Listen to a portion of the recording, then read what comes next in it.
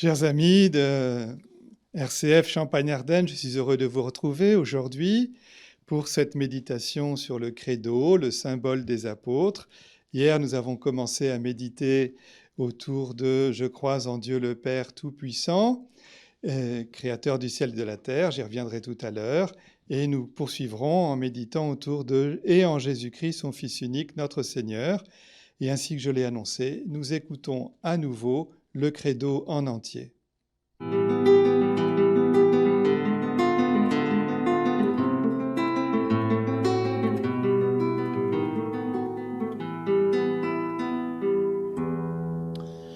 Je crois en Dieu, le Père Tout-Puissant, Créateur du ciel et de la terre, et en Jésus-Christ, son Fils unique, notre Seigneur, qui a été conçu du Saint-Esprit, est né de la Vierge Marie, a souffert sous Ponce Pilate, a été crucifié, est mort et a été enseveli, est descendu aux enfers. Le troisième jour est ressuscité des morts, est monté aux cieux, est assis à la droite de Dieu, le Père Tout-Puissant, d'où il viendra juger les vivants et les morts. Je crois en l'Esprit Saint, à la Sainte Église catholique, à la communion des saints, à la rémission des péchés, à la résurrection de la chair, à la vie éternelle. Amen.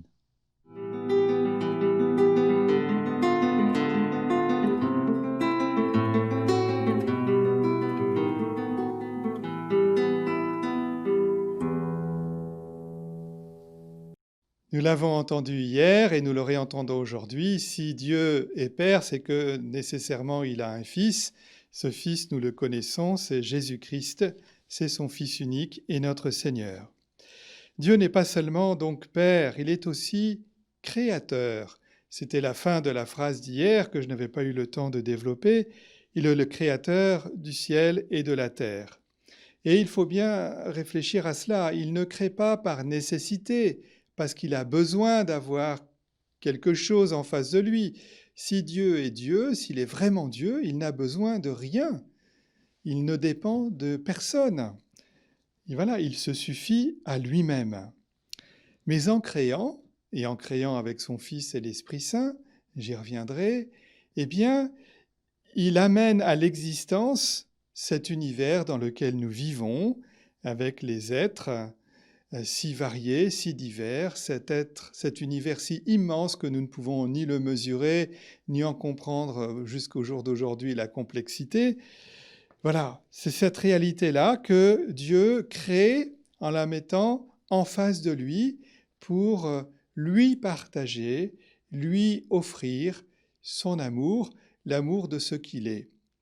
C'était pas nécessaire et pour nous, c'est quelque chose d'inexplicable, quelque chose que même les meilleurs théologiens n'arrivent pas à comprendre. Voilà, c'est un signe gratuit de Dieu que se diffuser lui-même à travers cette création et s'offrir lui-même comme un partenaire pour rentrer en relation avec nous et nous avec lui. À vrai dire, il attend de nous une réponse amoureuse, même si cette réponse amoureuse n'est pas la condition de sa création. Il le fait gratuitement, sans rien attendre en retour, même s'il l'espère. Car lui, il est fidèle. On connaît le mot de saint Paul qui dit ceci, « Si nous sommes infidèles, lui restera fidèle, car il ne peut se renier lui-même. » La création, c'est une œuvre collective au sein de la Trinité. J'aime l'expression que l'on trouve chez saint Irénée. Saint Irénée, c'est quasiment le premier évêque de Lyon, qui écrit vers 180. On est dans les tout premiers temps de la vie des chrétiens. Vers 180, il écrit cette belle expression que le Fils et l'Esprit Saint sont les deux mains du Père qui lui ont servi à modeler l'homme en le tirant de la terre, pour le créer à son image. Magnifique, magnifique de poésie. Et on sent bien que cette image va servir, y compris dans les évangiles, puisqu'on verra Jésus reprendre de la terre, les mettre sur les yeux de l'aveugle-né, pour compléter ce qui manquait à sa création. Voilà un peu cette image qui a duré à travers la Bible et que Jésus a pu assumer. Il y a de la poésie dans l'Écriture. Ainsi donc, Voilà, Dieu crée avec son Fils et avec l'Esprit Saint, et il crée l'homme, il le modèle à son image et à sa ressemblance. Cet homme dont Jean-Paul II dira que Dieu l'a créé par amour, par le moyen de l'amour, de telle sorte que désormais la vocation de l'homme, c'est l'amour, c'est-à-dire de vivre selon le mode par lequel il a été créé. Et le livre de la Genèse nous donne cette parole très mystérieuse dès le premier chapitre, dès la première page de la Bible. Dieu dit « Faisons l'homme à notre image ». Les chrétiens ne lisent pas cette parole comme un pluriel de majesté, mais comme la manifestation que l'œuvre de la création est bien une œuvre collective. La création est sans doute l'acte, comme je l'ai dit, le plus incompréhensible, acte gratuit, sans nécessité, où Dieu n'a rien à gagner et tout à perdre. À vrai dire, il prendra le risque de perdre son Fils et c'est bien ce qui arrivera. Pourtant, il l'a voulu, d'un grand désir, et s'est comporté de manière logique, c'est-à-dire, derrière ce mot logique, on trouve le mot logos. Au commencement était le Verbe, était le logos, qui crée avec lui. Et il y a une cohérence dans la façon dont Dieu crée le monde et dont Dieu en assume la responsabilité jusqu'au bout. Dieu n'est pas inconsistant ni incohérent avec sa création.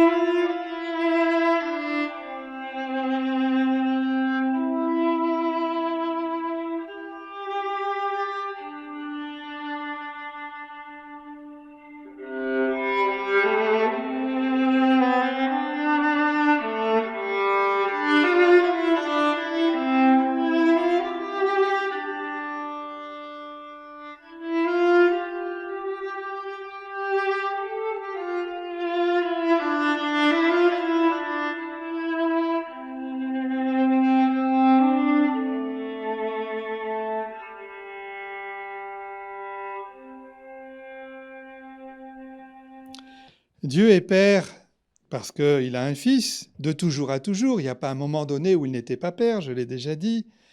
Et Dieu est Père donc parce qu'il a un Fils et dont l'Esprit Saint est la manifestation éternelle de l'amour qui unit ce Père avec ce Fils.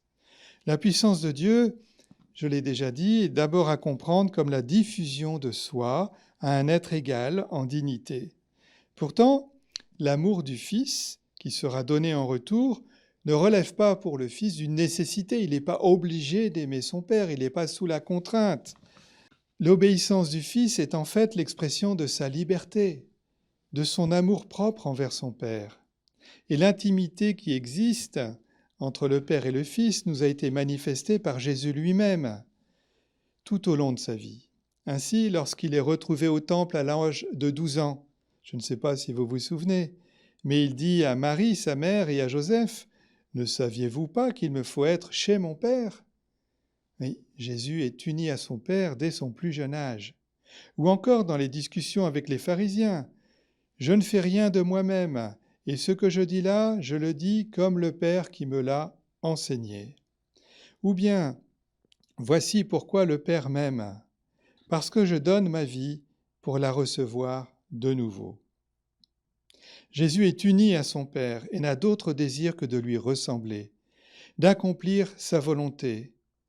De même qu'il est l'émanation du don de son Père, il trouve sa joie à donner sa vie à son Père. Croire au Fils unique de Dieu, plein de grâce et de vérité, c'est entrer dans cette relation intime et unique que nous découvrons dans les pages de l'Évangile.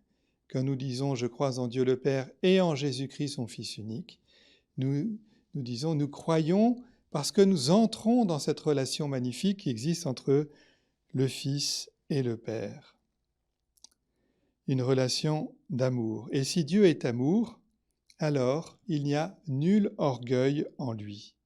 L'humilité est sa caractéristique la plus inattendue. Souvenez-vous de ce que dit Jésus à ses disciples et à ceux qui souffrent. « Venez à moi, vous qui peinez sous le fardeau, dit Jésus. Prenez sur vous mon joug Devenez mes disciples, car je suis doux et humble de cœur, et vous trouverez le repos pour votre âme. Voyez-vous, l'humilité, la pauvreté du cœur, ce qu'on pourrait appeler la miséricorde, on se souvient de l'année de la miséricorde, eh bien, c'est vraiment la caractéristique la plus profonde de Dieu, la plus inattendue. On est toujours du côté de Dieu Tout-Puissant qui peut faire des miracles, ceci ou cela, et il le peut. Mais en réalité, c'est une puissance qui est liée à son amour, à sa miséricorde. Ainsi donc, croire en Jésus-Christ, le Fils unique de Dieu, c'est reconnaître que son parcours terrestre est l'exact reflet de sa relation à son Père. Et c'est bien pour cela que nous le confessons comme Seigneur.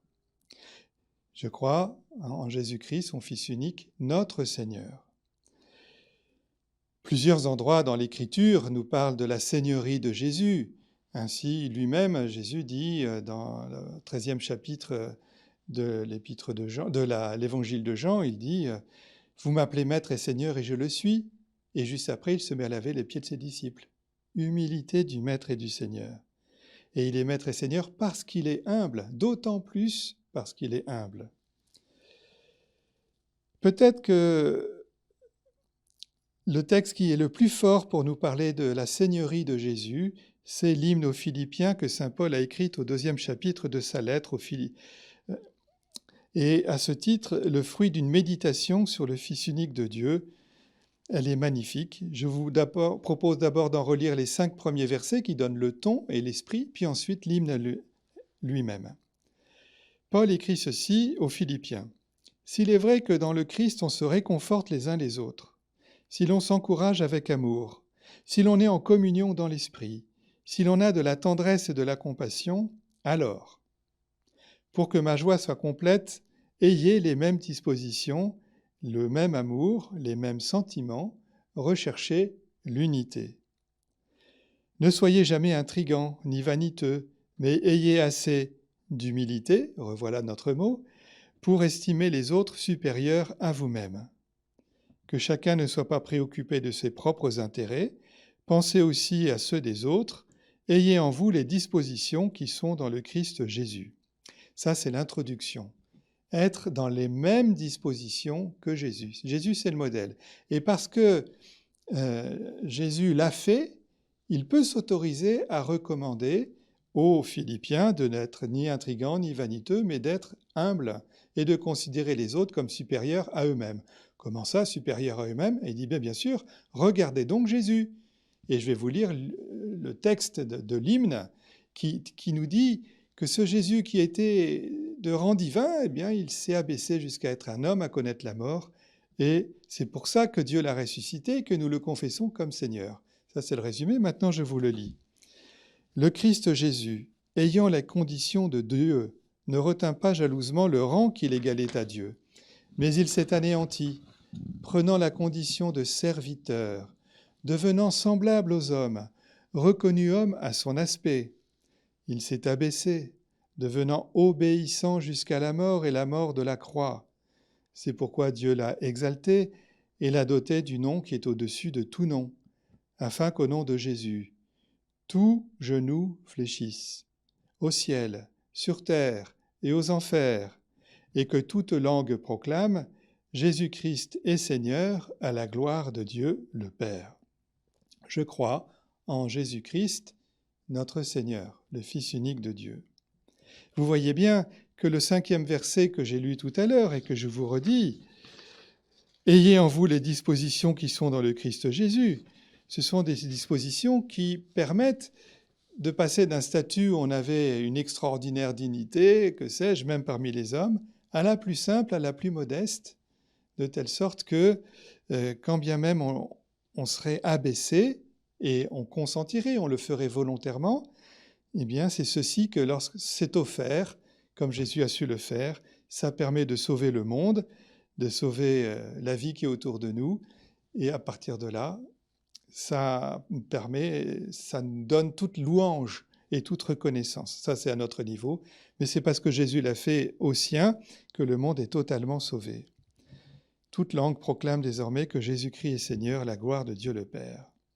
C'est la foi en Christ, la contemplation de ce qu'il a fait, l'adoration que cela provoque en nous, qui à la fois provoque notre credo, Jésus-Christ est Seigneur, mais aussi qui justifie le courage d'estimer les autres supérieurs à nous-mêmes, de préférer l'humilité aux intrigues, les autres à nous-mêmes, et ainsi de suite. Nous avons été créés à l'image de ce Dieu, et pas d'un autre. L'approche chrétienne de la foi est bien dans ce chemin de l'humilité, et non de la puissance, dans le risque de la croix, et non dans la préservation de notre rang. Cela n'est pas facile à percevoir, car le monde qui nous entoure a d'autres critères pour juger des hommes de notre temps. On les connaît bien, l'argent, la puissance, le pouvoir d'influence sur les hommes et le monde. En réalité, Jésus nous propose un autre chemin de bonheur, c'est celui des béatitudes. Et ça commence par « Bienheureux les pauvres de cœur, le royaume des cieux est à eux », c'est-à-dire « Bienheureux les humbles ». Quand nous croyons en Jésus-Christ, Fils unique de Dieu, notre Seigneur, nous mettons nos pas dans un chemin d'humilité. Ainsi donc, pour nous les chrétiens, l'amour seul est digne de foi.